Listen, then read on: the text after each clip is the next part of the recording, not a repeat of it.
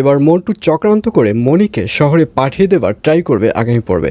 বিস্তারিত জানতে সম্পূর্ণ ভিডিওটি দেখতে থাকুন। আসসালামু আলাইকুম প্রিয় দর্শক, সবার কি অবস্থা? হাজির হয়ে গেলাম দীপ্ত টিভির নিবেদিত মৎস্যবীর জন্য নাটকের 1070তম পর্বে কী সব ঘটতে চলছে তার অগ্রিম খবর নিয়ে।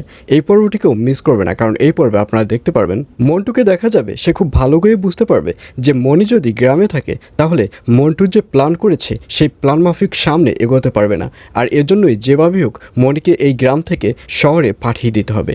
এইসব চিন্তা করে মন্টু এবার মনিকে বলবে, শোনো, এমনিতেই মন্ডা ভাই এলাকায় নেই, আর মন্ডা ভাইয়ের নামে যেহেতু একটা খারাপ বদনাম রটানো হয়েছে সেহেতু গ্রামের সবাই রেগে আছে মন্ডা ভাইয়ের উপর।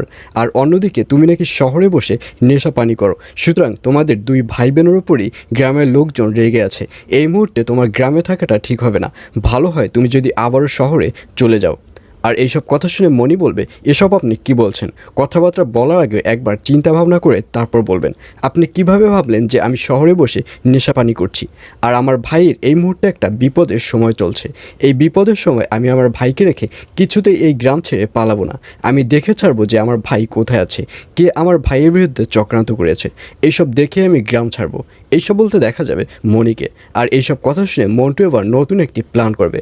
মন্টু এবার প্ল্যান করবে কিভাবে মনিকে এই গ্রাম থেকে তাড়ানো যায়। আর অন্যদিকে সাগরকে দেখা যাবে সে গ্রামের তুতুলকে নিয়ে খুব ভালোভাবেই সংসার করতে থাকবে, কিন্তু ঠিক তার মধ্যেই সাগরের মাকে দেখা যাবে সে সাগরকে ওই গ্রামের নির্বাচনে চেয়ারম্যান পদে দাঁড়াতে বলবে।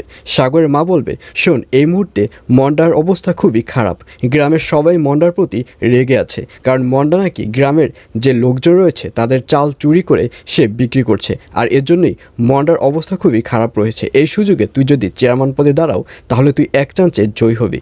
আর এইসব কথা শুনে প্রথম দিকে সাগর দাঁড়াতে চাইবে না। সাগর বলবে, শোনো, আমি এই না কদিন হয়েছে বিয়ে করেছি, আমি চাই বিয়ের পর একটু শান্তিতে বসবাস করতে। আমি এই মুহূর্তে এইসব চেয়ারম্যান মেম্বার পদে দাঁড়াতে চাচ্ছি না। কিন্তু এইসব কোনো কথাই সাগরের মা শুনতে চাইবে না। সাগরের মা বলবে, আমি যেটা বলছি সেটাই, তোর বাবা যেহেতু এলাকায় নেই, তোর বাবা যেহেতু জেলে রয়েছে, সেহেতু এবারের নির্বাচনে তোরই চেয়ারম্যান পদে দাঁড়াতে হবে, এটাই আমার ফাইনাল কথা। এইসব বলতে দেখা যাবে সাগরের মাকে। আর এছাড়াও থাকবে আরও আশ্চর্য সকল ঘটনা। সুতরাং সবাইকে মাসাবির জন্য নাটকের আগামী পর্ব দেখার আমন্ত্রণ রইল।